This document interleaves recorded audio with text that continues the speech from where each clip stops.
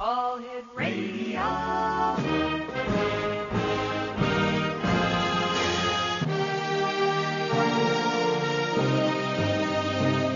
Welcome to the X Zone, a place where fact is fiction and fiction is reality. Now, here's your host, Rob McConnell.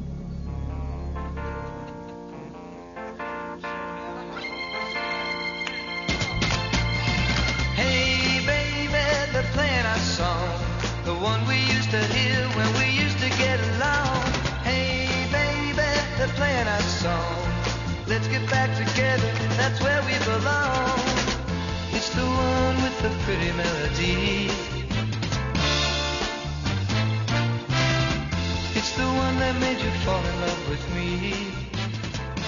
And welcome back to the X Zone. My name is Rob McConnell. We're coming to you live and around the world on the Talkstar Radio Network, X Zone TV, and on shortwave across Canada, the United States, Central America, South America, the Pacific Rim, the Caribbean, and in 20 Asian countries and in Europe.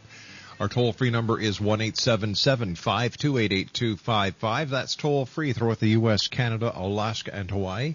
My email address is xzone@talkstarradio.com. On MSN Messenger, talkstarradio@hotmail.com. And our website, www.xzoneradio.com. Let me see. This is, as I said earlier tonight, Man Watchers Week. It's the second week in January. And the top 5 ways to guarantee you won't be man-watched.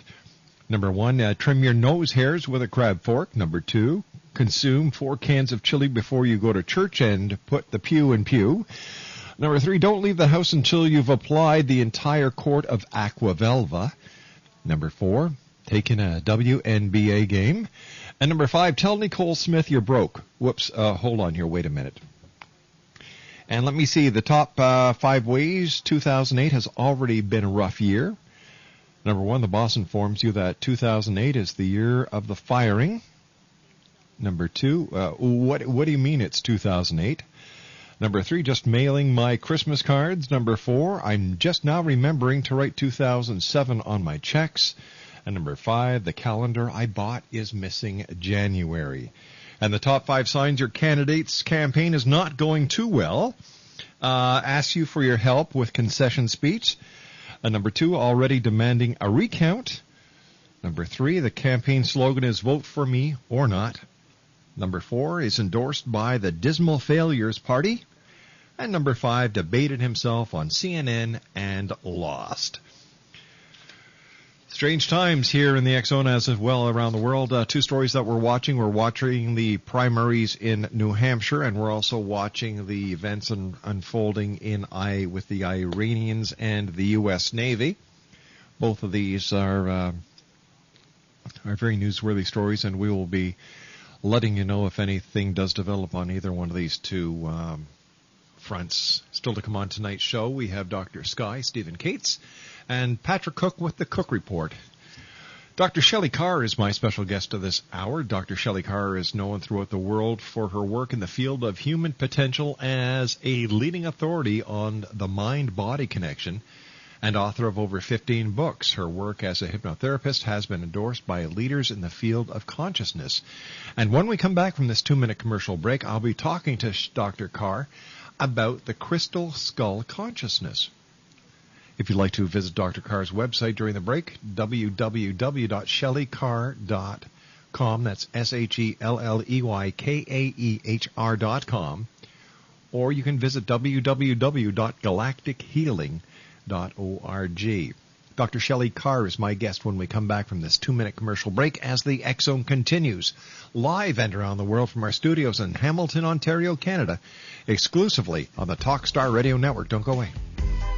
You can't touch this. You can't touch this.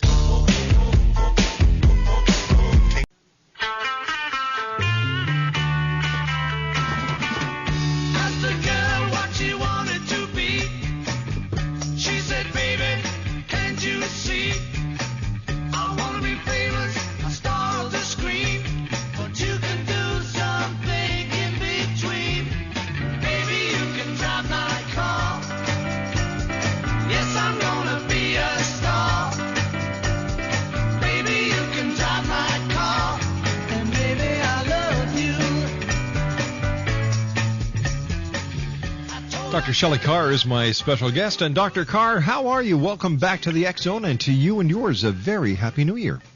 Happy New Year, Rob. How are you doing?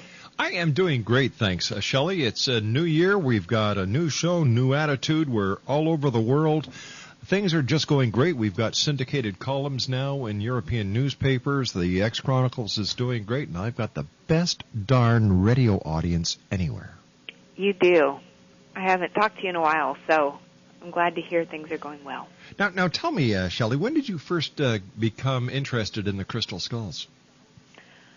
It was, I guess, a few years ago. It hadn't been many, many years ago, but some of my clients were talking to me about them initially, and I didn't really notice it much until I was at a show in Memphis, Tennessee, and some of the people there were featuring some of their private crystal skulls from a collection that they had, and they were having people meditate with a particular crystal skull, and I really felt like I was connecting to something,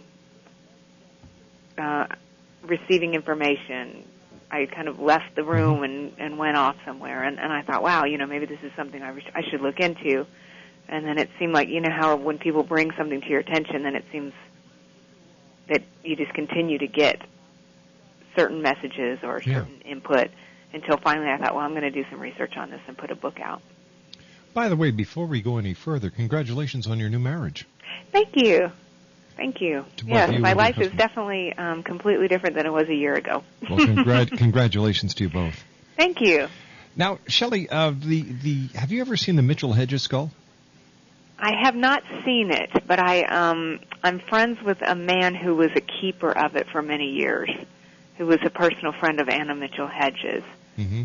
Now, I understand that the Belize government has a court order to seize the skull, that they are claiming proprietorship over the skull that was apparently illegally taken from their territory. Yes, I had heard about that, and I think from what my understanding is, they've got that skull under lock and key in a place where no one can get to it. I know there's a lot of controversy around Mitchell Hedges and his alleged finding of the skull, and there seems to be a controversy when it comes to crystal skulls in general. A lot of people may not know this, but there are over 13 skulls that have been found around the world. And there are those who believe that the skulls may have an ET connection. And what is your opinion on that, Shelley? I think, a lot of the ancient indigenous things that we talk about on shows like this, people want to ask the question, does this have an alien connection or is this connected to ancient civilizations? And I really believe that's one and the same. Yes. When you think about Egypt or the Mayan civilization and some of the amazing feats that they were able to do there, I mean, clearly Atlantis, Lemuria, all of these ancient civilizations that we talk about, I think it is one and the same. So yes, on some level, I believe it is alien in nature.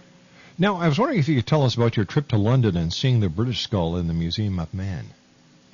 Yeah, I went last Christmas, right about this time. I was in London visiting a friend last year, and it had come to my awareness that skull was in the British Museum. That skull is incredibly powerful. And when I looked at the placard underneath it, it basically said that it was a rock crystal skull from the late 19th century that was originally thought to be Aztec, but that recent research proves it to be European, and that it was purchased from Tiffany and Company through Mr. G.F. Kuntz, who was a very, very famous mineralogist who wrote the really fascinating book called The Curious Lore of Precious Stones. Mm-hmm. And I was blown away by the energy of the skull. I sat in the room with it for quite a while, and I kind of watched as people went around it. You could feel some people almost being energetically pushed by the big energy that was coming from it. I was really disappointed, though, that they had to, talk about the fact that it wasn't, authentic. Because I guess I'm a believer, and now, who said it wasn't authentic? The British Museum. Well, what explanation did they have for it when they said it wasn't authentic? It wasn't authentic in which ways? They claim that they put it through some tests and that they believe that it was actually made in the late 19th century. Oh. As opposed to being a very ancient skull. But I personally don't believe that's true. And I was, in that way, I was kind of disappointed with their explanation of it, because if you feel the power and the energy from that skull, there's definitely something more there. Does everyone feel energy and power from these skulls?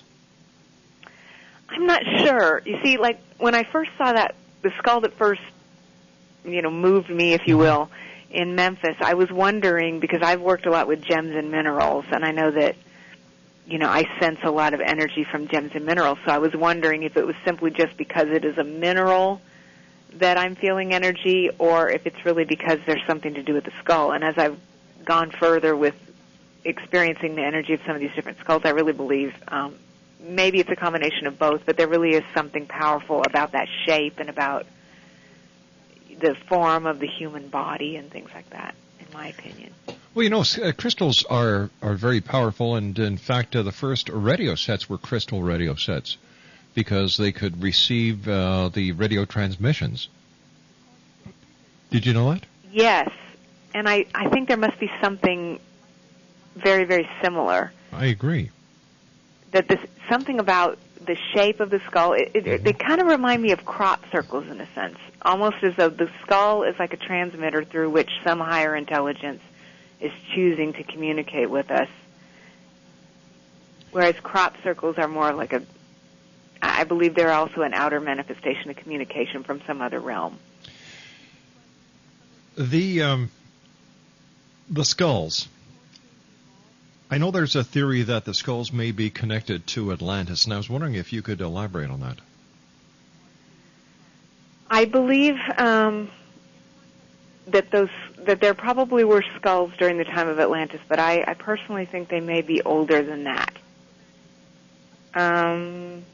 They feel a lot of the ones that they're finding in the Central American region feel more Lemurian to me. So maybe millions or hundreds of thousands of years older than even the Atlantean times. What does science tell us about the skulls? I believe that science is saying that these were carved by very sophisticated yet indigenous civilizations. Of course, science is going to attempt to say that these were all man-made, because obviously that would be the only thing that they could prove. But they've already put many of these skulls under microscopes. They put them through all kinds of tests, saying there is no way physically possible or provable that these could actually have been carved by man, because there's certain little flaws that would show up, and many of these are absolutely flawless. And so under real scientific scrutiny, they really cannot be proven to be anything but completely extraterrestrial or paranormal in their nature. For those who have been fortunate enough to be custodians of these skulls, do they report any strange manifestations or any strange healings? There's been many, many healings, not only for the custodians themselves, but for the people who experience the skulls by being in the room with them. I've talked to people who claim that they've never seen particular skulls, but that they've learned through telepathy and meditation to communicate with those skulls, even if the skull is on the other side of the world. I mean, you've got all kinds of things, everything from physical healings, mental healings, epiphanies, enlightenments, and everything in between. I've been studying a lot this year the realm of creativity and where creative thought comes from. And just like you're broadcasting all over the world right now over a radio frequency, I really do believe that the human consciousness really is the key, more so than even all of these tools that we're finding in the outer world. I really believe that we can tune in to just about anything we want to from the chair that you're sitting in right now. And so certainly I believe there's an energy coming from the skulls that I've had the opportunity to see, and I know many, many people have experienced that energy. Does everyone experience it? I don't know. But I do believe that probably we could all, if we chose to, concentrate and we could tune into the energy and the messages that these skulls are trying to bring to us right now. While you were tuning in, Shelley, did you have any visions? Were you taken mentally to any place, whether here on this planet or somewhere else? In that first skull that I meditated with in Memphis, was supposed, I did not know at the time until later that it was from Mount Shasta or the California, that Northern California region. But when I sat with it, I found myself diving down into the earth, into a tunnel. And there's that theory that people have that there are a network of tunnels under Mount Shasta that were left behind by the ancient Lemurians, and that there may still be those ancient people under the ground. And I've been to Mount Shasta. I've had very, very profound epiphanies, energies there, as I'm sure many of your listeners have. And so the skull really took me there to a space that was so, I mean, was it in my imagination? Was it real? I don't know. It seemed very, very real to me. It was so profound that it made me feel in my own heart or mind or whatever that those stories that people have been talking about, those tunnels that exist down there, really are real, because I really believe I was there. And I think the skull took me there. Now, I was wondering if you could share with our listeners who may be hearing Lemuria for the first time when we come back from this commercial break, what we're talking about and how Lemuria fits into the realm of the metaphysics that you and I discuss whenever you're with us. Okay, great. Shelley, please stand by. Dr. Shelley KAEHR is our very special guest. www.shelleykaehr.com or www.galactichealing.org. If you'd like to give us a call and speak to Shelley, our toll-free number is 1-877-528-8255. Now, that's toll-free throughout the U.S., Canada, Alaska, and Hawaii at 1-877-528-8255. We'll be back on the other side of this commercial break with the news as the X Zone continues live and around the world on the Talkstar Radio Network from our Hamilton studios in Hamilton, Ontario, Canada. Hi, this is Eric Rawls of Cosmoverse.com, and you're listening to Rob McConnell in the X Zone. Hi, this is Blade Runner, and you are listening to Canada's #1 paranormal radio show, The X Zone, with Rob McConnell. Hi, I'm Laura Sabrin of Feast to Fields Organic Vineyard in Jordan, and you're listening to Canada's #1 paranormal radio show, The X Zone, with Rob McConnell. Hi, my name is Lady Ashley, the White Witch of Niagara-on-the-Lake, and you're listening to Canada's #1 paranormal talk radio show, The X Zone, with Rob McConnell. Welcome to the X Zone, a place where fact is fiction and fiction is reality. Now, here's your host, Rob McConnell.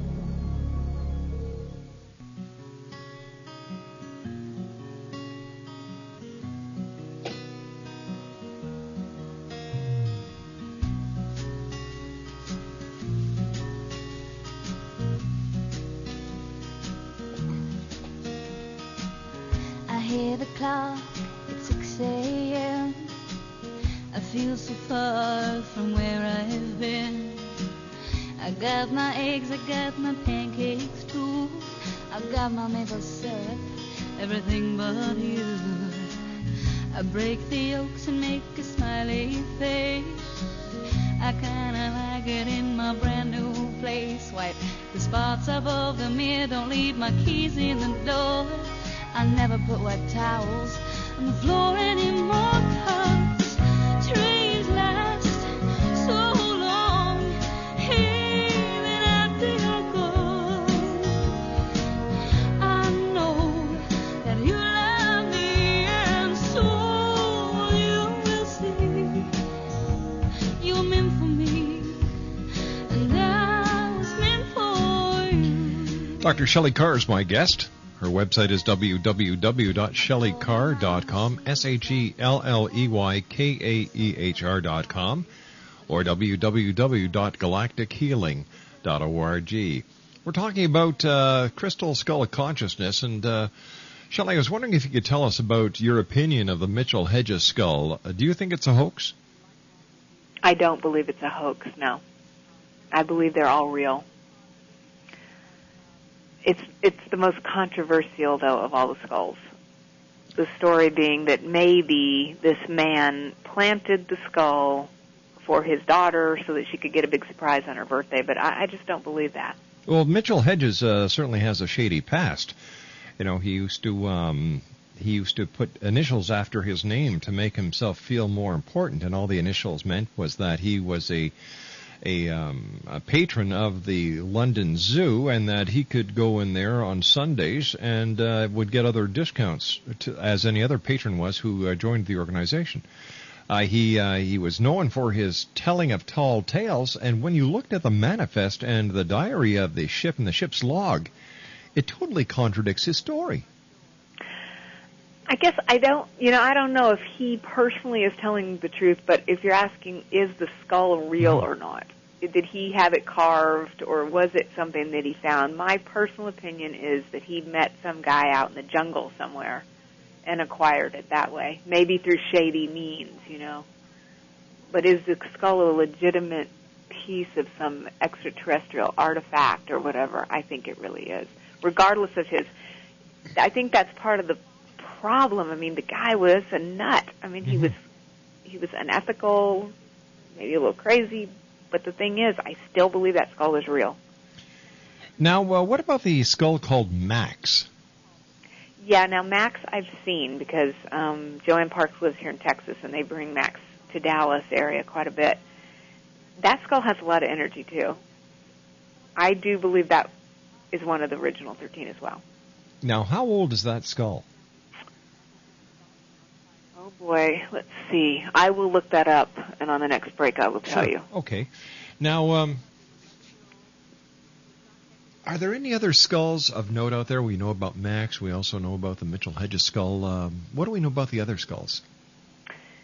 There are many skulls that are being carved in Brazil right now as part of the gem trade, because that's where most of the colored minerals are coming from. And so a lot of these colored minerals are now being fashioned into skulls.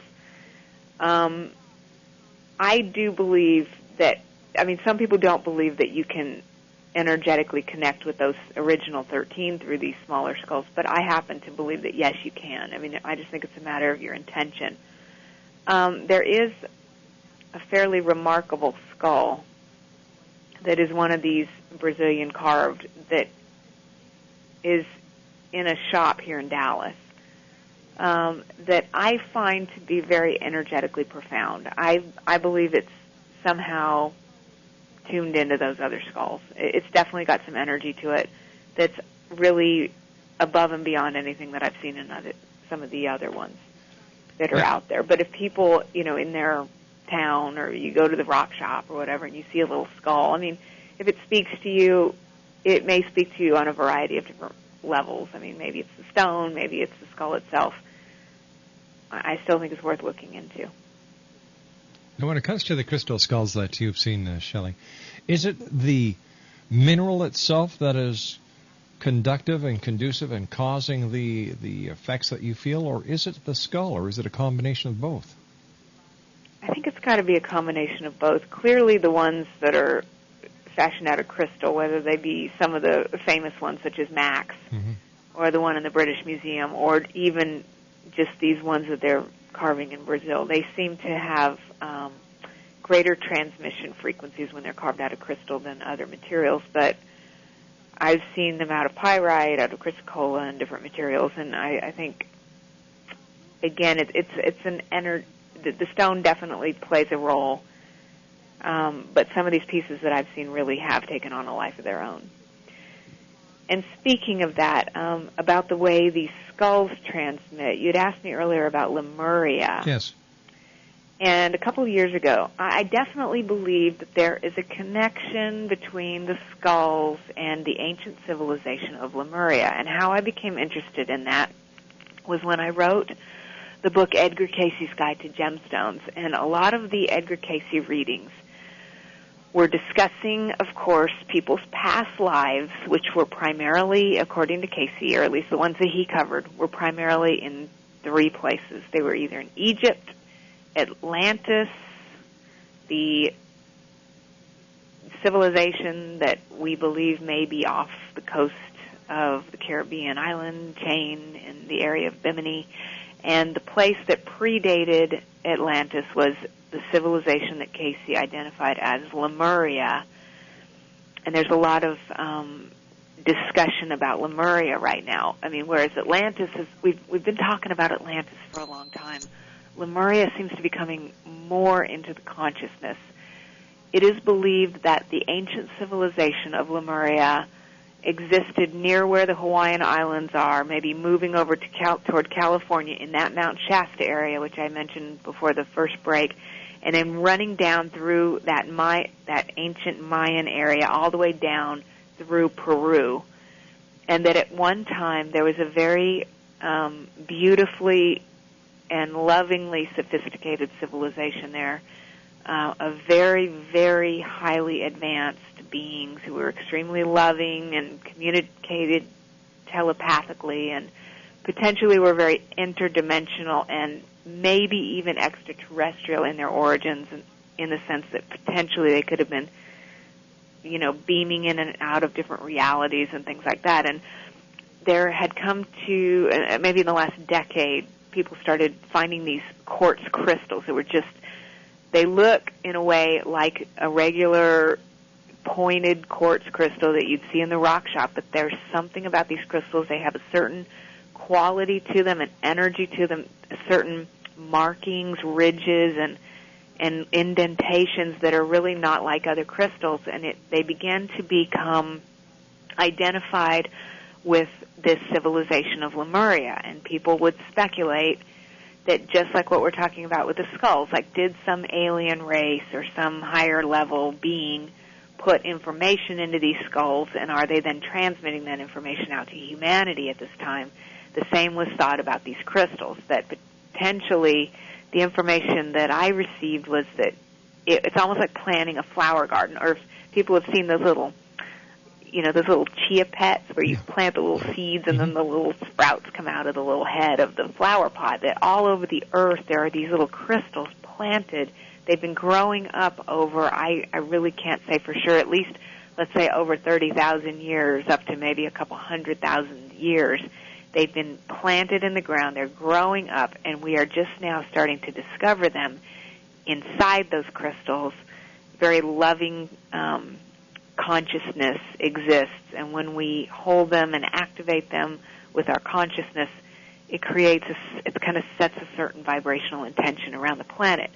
And so when I saw this skull that I mentioned earlier in Memphis, there was just some connection. I said, this skull has a connection to that place in Lemuria that I really believe is real. I mean, nobody can really prove what I'm talking about. I mean, there's a lot of people talking about it, not as many talking about it as Lemuria as yet, but I think we're going to hear more and more discussion. As if Atlantis, then, they believe that maybe through some kind of natural disaster or earthquakes, the Lemurians were forced out of their homes. They migrated toward the east, maybe into this area where the Atlantean civilization existed, or maybe they were really the beginnings of that civilization. The Lemurian civilization being more of a passively divine feminine energy, Atlanteans being more aggressively masculine, and that over the course of time, both of these civilizations, of course, ceased to exist for whatever reason. And some people believe, Atlantis was just merely a fable that was supposed to be, a story to warn us about what will happen if we don't, tip the scales and get balance, or if we tip the scales and we don't bring some kind of balance back to our lives. I think that we've talked a lot about Atlantis, but there's as the consciousness is starting to really shift in the last 8 years that I've been in this business, I mean, we really see a lot more people being open to alternative therapies, to programs like yours. As you've said, now you're all over the world. It's like, hey, this is just common thought that we're having. But I'm sure I don't have to tell you about years ago. I mean, it was just a different world. And I think that as we're able as a consciousness to accept different ideas as being possible, then more things we will discover. And I think that's why Lemuria is coming up. So when we talk about the skulls, the point of all of this is I really believe that these crystal skulls, there's a reason that these skulls are coming into the consciousness right now. Consciously, I can't really tell you what it is, but I believe it's some higher level intelligence. Would we want to call it extraterrestrial, interdimensional, or maybe a recollection of times past that's trying to speak to us through these skulls? Maybe to bring peace, maybe to bring some kind of humanitarian harmony, or I don't know what it is, but it's very much in the popular culture right now. I mean, the Indiana Jones movie's getting ready to come out. Yeah, good. Yeah. You just see it all over the place. And I know you, Rob, have been studying this stuff for years. I mean, it just seems like it's really a very right now topic for some reason, even more than it ever has been before. I think that more and more people are coming to the realization that, hey, something is happening here. You know, what's going on? And people want to learn. People are no longer sheep, Shelley.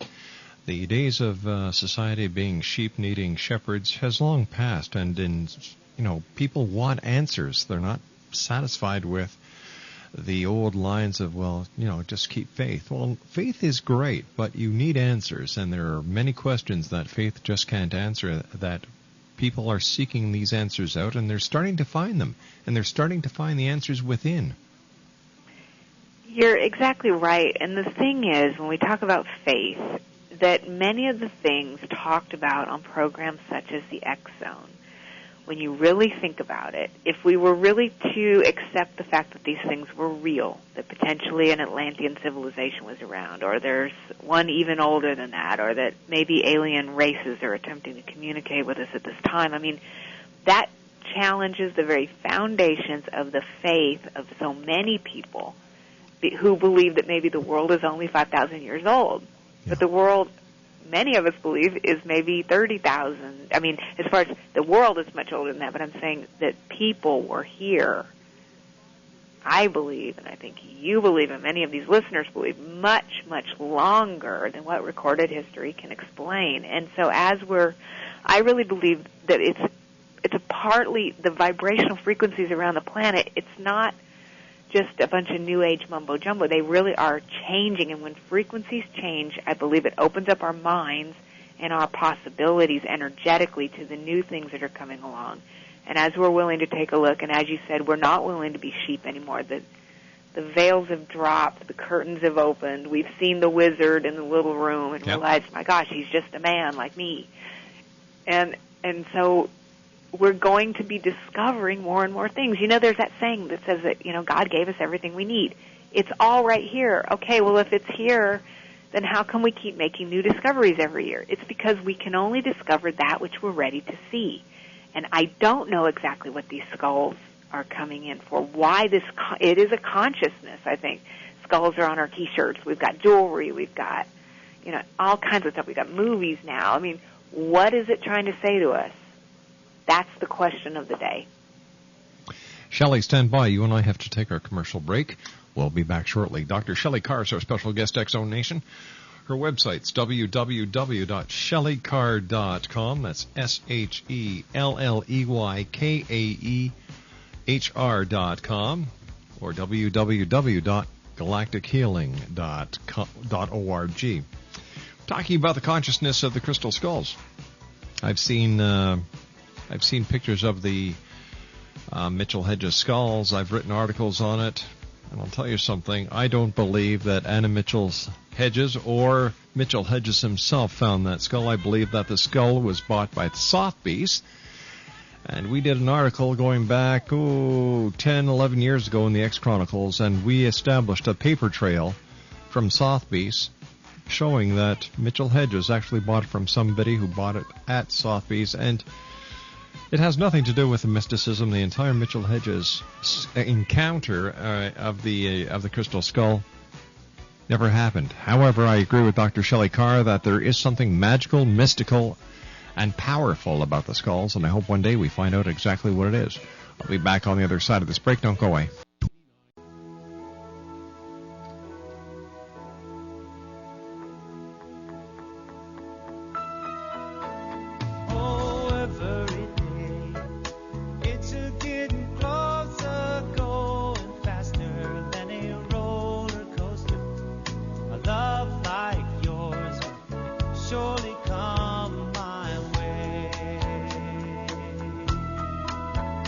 Yeah, every day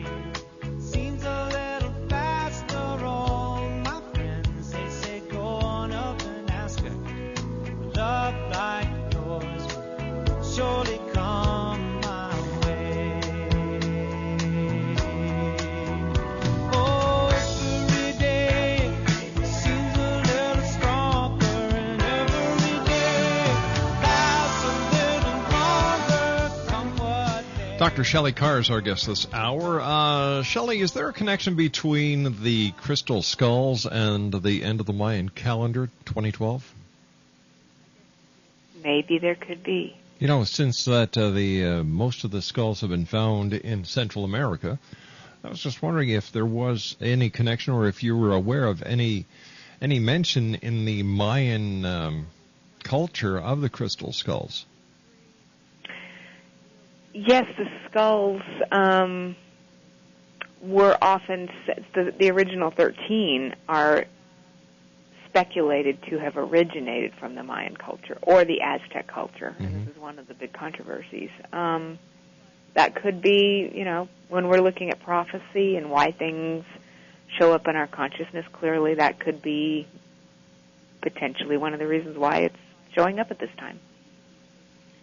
But I think I've told you before on this show that although I believe in prophecies, I believe that prophecies are given to us more as a warning so that we could make a decision that might be different. And so I personally don't believe that the culture is going to end in 2012. I believe maybe the world as we know it is going to end, but I still have hope that we're going to turn this boat around.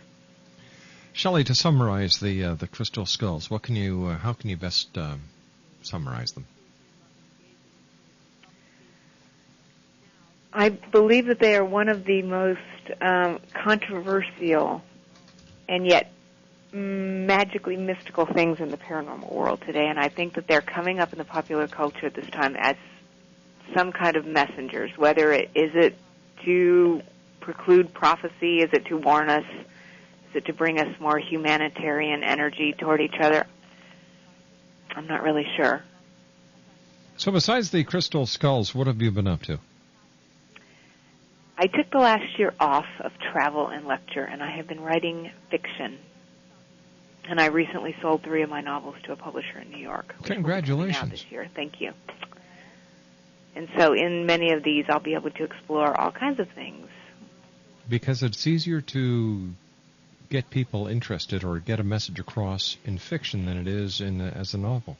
I think to a wider audience, that's probably true. Also, I guess I've been doing counseling for about a decade now, so listening to all these stories of people's past lives, I just started having a lot of ideas for things. So I think it's, I definitely was clearly guided, and I was really blessed to have sold my novel so quickly. So I feel like that's probably where I'm going to be putting a lot of my energy for the next phase of my reality here. Shelley, we have to say so long for tonight, but I do wish you the very best of luck with your new marriage and nothing but the best in the year 2008. Take care of yourself, and thanks for joining us tonight. Thank you, Rob. Bye-bye, dear. Bye-bye. Dr. Shelley KAEHR, www.shelleykaehr.com or www.galactichealing.org. This is the X Zone on the Talkstar Radio Network. When I come back from the news at 6.5 minutes past, I'll be joined by Dr. Sky, Steve Cates himself. We're going to be talking about what to look forward to in the skies overhead in this month and much more. 1-877-528-8255 is toll-free. Xzone@talkstarradio.com is my email address. Our website, www.xzoneradio.com. I'll be back on the other side from our studios in Hamilton, Ontario, Canada, exclusively on Talkstar.